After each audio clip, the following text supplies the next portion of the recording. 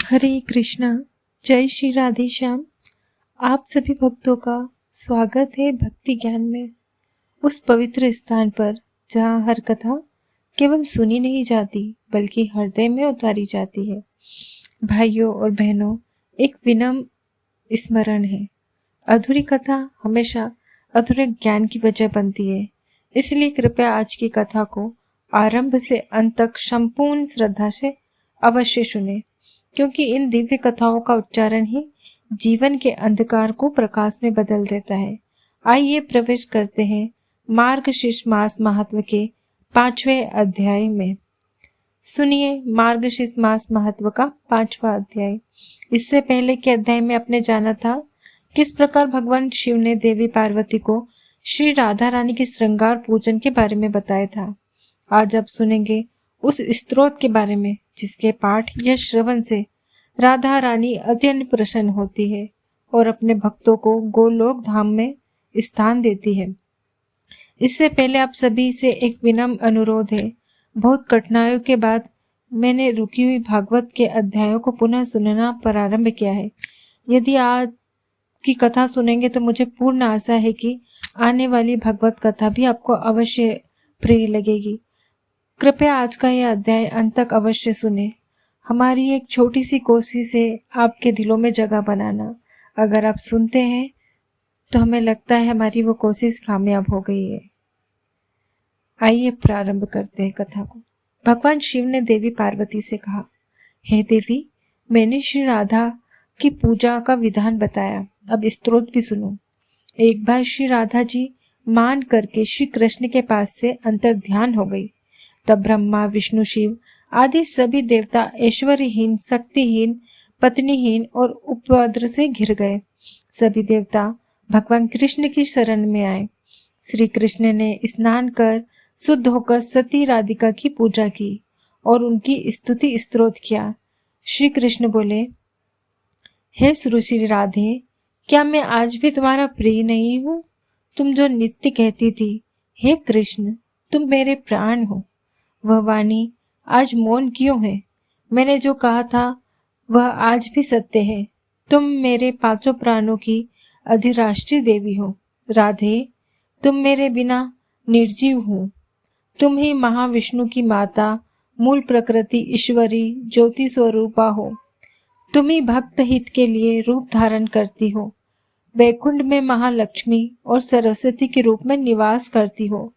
सती, पार्वती, तुलसी, गंगा, सावित्री सभी रूप तुम ही हो। कृष्ण कहते हैं, तुम्हारे बिना शिव शव है। ब्रह्मा वेदों के प्रकटकर्ता नहीं हो सकते। नारायण जगत का पालन नहीं कर सकते।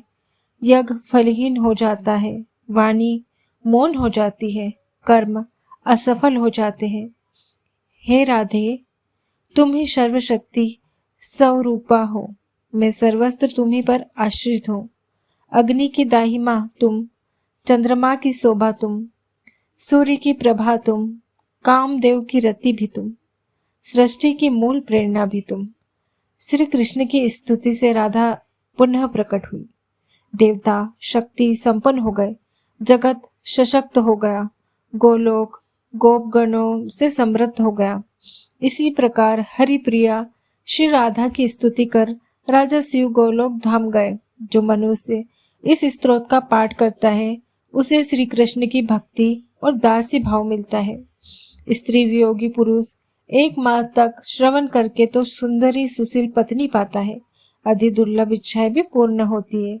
दक्ष कन्या सती को पाने में महादेव ने इसी स्तोत्र का आश्रय लिया। ब्रह्मा ने सावित्री पाई, देवताओं ने लक्ष्मी को पुनः पाया। पुत्र प्राप्ति, रोग निवारण सब कुछ इसी स्तोत्र से संभव है। कार्तिक पूर्णिमा को श्री राधा का पूजन कर इस स्तोत्र का पाठ करने वाला अविचल लक्ष्मी और राजसूय यज्ञ का फल पाता है। स्त्रियां श्रवण करे तो सौभाग्यवती होती है और जो प्रतिदिन इसे प्रेम पूर्वक पढ़े वह भव बंधन से मुक्त होकर अंत में गोलोक धाम जाता है। देवी पार्वती ने कहा, हे प्रभु, अब राधा कवच का भी वर्णन कीजिए। भगवान शंकर बोले, दुर्गे सुनो। और उन्होंने परम गोपनीय राधा कवच का वर्णन प्रारंभ किया। अंत में भगवान शंकर ने कहा, हे दुर्गे, यह वही परम मंगलमय राधा कवच है जिसमें समस्त सिद्धियों की जड़ है, सिद्धियों की जड़ है। जो इसे धारण करे वह विष्णु तुल्य तेजस्वी होता है। संकट, शत्रु, रोग, भय सब नष्ट हो जाते हैं और अंत में भक्त श्री कृष्ण धाम प्राप्त करते हैं। यह कहकर भगवान शंकर बार बार माधव का स्मरण करते हैं। उनके शरीर में रोमांच और नेत्रों से आंसू बहते हैं। वे कहते हैं, जैसे परमाणु से सूक्ष्म कुछ नहीं, महाविष्णु से महान कुछ नहीं, आकाश से विस्तृत कुछ नहीं, उसी प्रकार राधा कवच से श्रेष्ठ कोई कवच नहीं। इस प्रकार 5वां अध्याय यहीं पूर्ण होता है।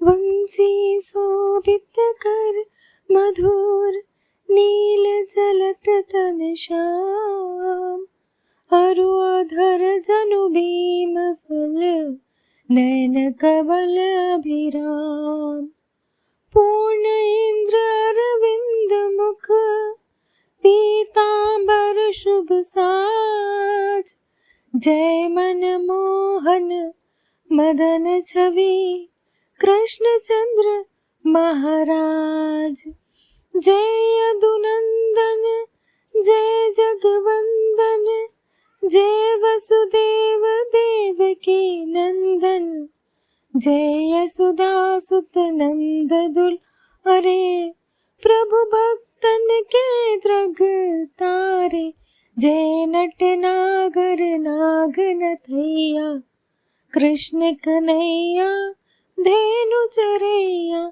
नग पर धारन गिरवर भारी, धनुज दलन कष्ट विनाशी, वंशी मधुर अधर धर तेरी, पूर्ण करो मन के फेरी, और पाप माखन चोर बिहारी, भारत भूमि करो उधारी, मोर मुकुट मृदु मुस्कान सुहाई, राजीव नयन छवि मन भाई, कुंडल श्रवण पीत पट शोभा, सुंदर तन जलज प्रभलोभा, मस्तक तिलक अलंग घुंघराले, कृष्ण कन्हैया बंसी वाले, अंका बका कगासुर मारे, अग्नि जलन भी शांत तुम्हारे, इंद्र गर्भ